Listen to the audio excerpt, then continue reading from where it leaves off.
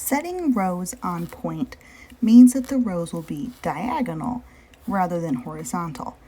And as a result, we have these gaps at the end of the rows. We'll complete these rows by adding triangles of fabric called setting triangles. To prepare your setting triangles, start with your square of fabric, and we're going to cut it right through the middle. Line up the corners with the lines on your mat or your ruler and carefully cut across. Now you have two setting triangles. This edge is now on the bias, meaning that it is very stretchy and likely to get pulled out of place. So we're going to just want to be careful with that edge when we sew these to the end of our rows.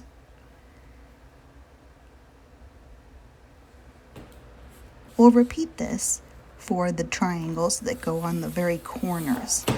For those, we're actually going to cut twice. So this is a larger square.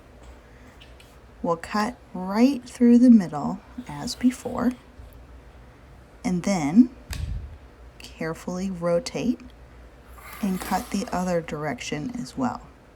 Again, the cuts that we're making are going to be on the bias. So remember to treat those edges a little more carefully than maybe you normally would.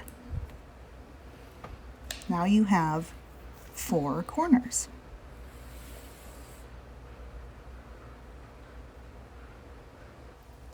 The triangles we just cut will fit right into these spaces at the end of our rows.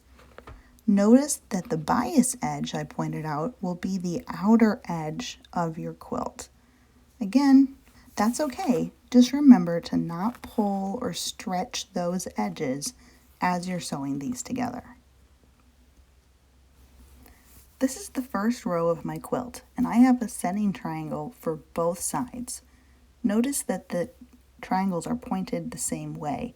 If it was flipped around like this, you know that that's wrong. You should have a straight line across the top and the bottom of the row. You'll also notice that my triangle has a little corner there that sticks beyond the row.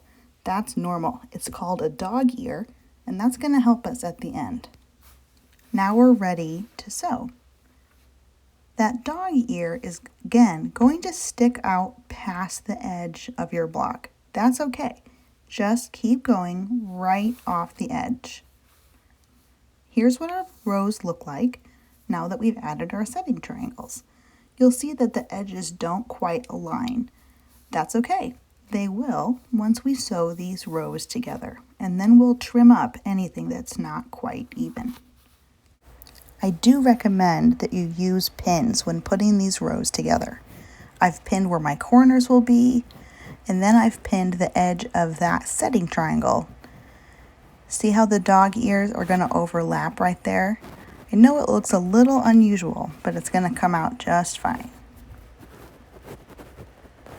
As you're sewing, remember not to sew over any pins, but just keep going right to the edge. You should be sewing right where those dog ears intersect. Now you can see how the setting triangles have formed the outer edge of the quilt, and it looks great. The dog ears have formed a seam allowance on the outer edge, and you can see them just sticking out there. You can clip these off now, or you can wait until after you've quilted your top if you prefer. Now we'll do the last step, adding the corners that we cut out. These will go right on this edge with the overlapping dog ears as before. Sew those on and you're done.